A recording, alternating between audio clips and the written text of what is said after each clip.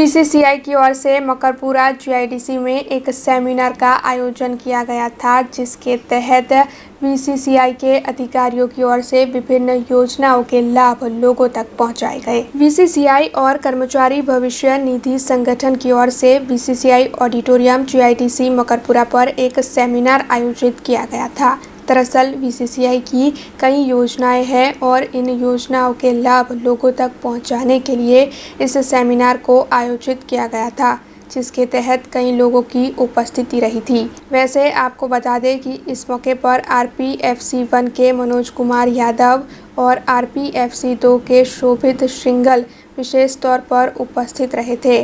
वैसे इस सेमिनार के तहत प्रोविडेंट फंड सब्सक्राइबर्स के हित में ई नॉमिनेशन, प्रिंसिपल एम्प्लॉयर पोर्टल और प्रयास पर जोर दिया गया। आप लोगों के माध्यम से हम लोगों ने एक प्रेस कॉन्फ्रेंस किया था और एक इन्फॉर्मेशन शेयरिंग किया था कि हम लोग ई नॉमिनेशन की प्रक्रिया शुरू कर रहे हैं और ई नॉमिनेशन का डिटेल्स में चर्चा की थी कि ई नॉमिनेशन क्यों कराना चाहिए और इसके क्या फ़ायदे हैं। ये सारी मीडिया में इलेक्ट्रॉनिक मीडिया और न्यूज़पेपर्स में कवर किया गया था बहुत अच्छे से। एंड मैं शुक्रगुजार हूँ आप लोगों का कि आप लोगों ने बहुत अच्छी कवरेज दी, लोगों तक इस मैसेज को पहुँचाया कि ये कितना इम्पॉर्टेंट है उनके लिए कि वो ई नॉमिनेशन करें और अपनी फैमिली को सिक्योर करें। प्रोविडेंट फंड का पैसा, ताकि उनके उनको कुछ भी होता है तो उनकी फैमिली को तुरंत बिना किसी परेशानी के उनको मिल सके, उनको पेंशन मिल सके और उनको इंश्योरेंस मिल सके।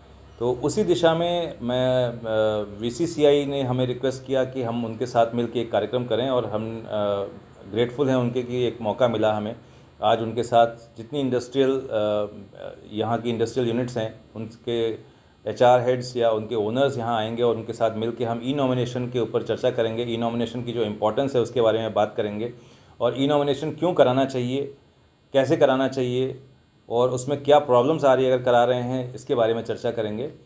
आपने ठीक बोला, 3 महीने पहले हमने शुरू किया था और कुछ बड़ी कंपनियों ने इनिशियली इसको शुरुआत की। धीरे धीरे ये छोटी छोटी इस्टेब्लिशमेंट भी शुरू कर रही हैं। इसमें 30-32 हज़ार ई नॉमिनेशन हमारे हो चुके थे और लगभग 6-7 हज़ार उसमें और ऐड हो गए हैं।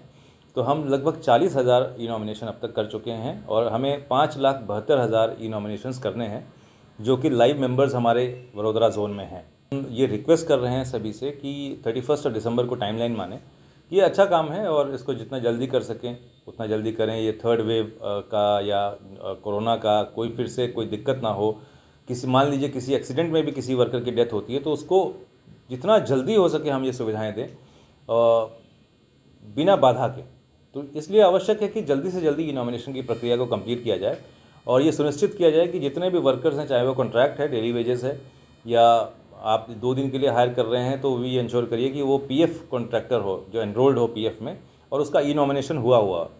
और कोई नया आदमी आप हायर कर रहे हैं तो बाकी चीज़ें आप उसकी मांगते हैं, जैसे आधार या पैन कार्ड मांगते हैं, तो आप उसका उसी समय ई नॉमिनेशन भी करवाएं। तो हमारा टाइम फ्रेम ये है कि हम 31 तक कोशिश करेंगे कि हम करें, 31 दिसंबर तक। और बाकी अगर समस्याएं आती हैं, कोई दिक्कत होती है तो उसको थोड़ा सा समय और दिया जाएगा। टेक्निकल दिक्कतें हो सकता है आ रही हों या स्पीड स्लो हो रही हो, वो सारी चीज़ें, इसीलिए हमने एक फीडबैक सा भी एक सेशन होगा यहाँ पे जिसमें हम देखेंगे कि लोग कर रहे हैं तो उसमें प्रॉब्लम्स क्या आ रही हैं, क्यों ये इतना स्लो क्यों हो रहा है, ये भी जानेंगे। और जिनको इसके बारे में जानकारी नहीं है कि करना है ई नॉमिनेशन, और उसके साथ साथ प्रिंसिपल एम्प्लॉयर पोर्टल है एक हमारा, उसके बारे में जानकारी देंगे। और एक नई जो हम स्कीम यहाँ पे हमारे है कि जिस दिन आपने रिटायर हो रहा है उसी दिन उसको पेंशन देने वाली स्कीम है, जिसके बारे में कम लोग जानते हैं कि हम लोग यहाँ हर महीने 15 से 20 ऐसे एम्प्लॉई हैं जिनका रिटायरमेंट है उसी महीने 31 या 30 तारीख को रिटायरमेंट होता है, उसी दिन हम उनको पेंशन का पेमेंट ऑर्डर हाथ में देते हैं। तो इसके लिए कुछ चीज़ें करनी पड़ती हैं कंपनी को। तो और हर आदमी को अच्छा लगता है कि रिटायरमेंट वाले दिन उसको पेंशन मिल जाए, उसको पीएफ ऑफिस ना जाना पड़े या उसको 2-3 महीने का वेट ना करना पड़े। तो ये प्रयास स्कीम है, इसके बारे में भी चर्चा करेंगे। प्रिंसिपल एम्प्लॉयर पोर्टल एक हमारे यहाँ बना हुआ है, जिसमें कि जो कंपनी है वो और जो उसके कॉन्ट्रैक्टर्स, उसने मान लिया 10 कॉन्ट्रैक्टर्स हायर किए हुए हैं, वो दोनों अपना एंटर कर सकते हैं कि मैं इस कंपनी के साथ काम कर रहा हूँ। कॉन्ट्रैक्टर उसमें हमारे उसमें जाके अपना डालेगा कि ये पीएफ नंबर है इस कंपनी का और मेरा पीएफ नंबर ये है, मैं इस कंपनी के साथ काम कर रहा हूँ। और वैसे ही जो प्रिंसिपल एम्प्लॉयर है, यानी कि जो बड़ी कंपनी है जिसने हायर किया हुआ है, वो भी बताएगी कि मैंने ये 10-12 कॉन्ट्रैक्टर्स हैं जिनको मैंने हायर किया हुआ है और उनके इतने एम्प्लॉयज़ हैं। तो इससे क्या होगा, इसकी चेकिंग होगी ऐसी कि आपको भी पता रहेगा कि वो प्रोविडेंट फंड भर रहा है कि नहीं भर रहा है, और हमारे को भी पता रहेगा डिपार्टमेंट को कि उनका बिना बाधा के, बिना किसी प्रॉब्लम के हर महीने हम चेक कर पाएंगे कि उनका पैसा आ रहा है कि नहीं आ रहा है वर्कर्स का। मान लीजिए वो कॉन्ट्रैक्टर कहीं डिफ़ॉल्ट करता है तो वो आपको परेशानी ना हो, हम उसको ट्रैक कर सकें, हम उसको पकड़ सकें।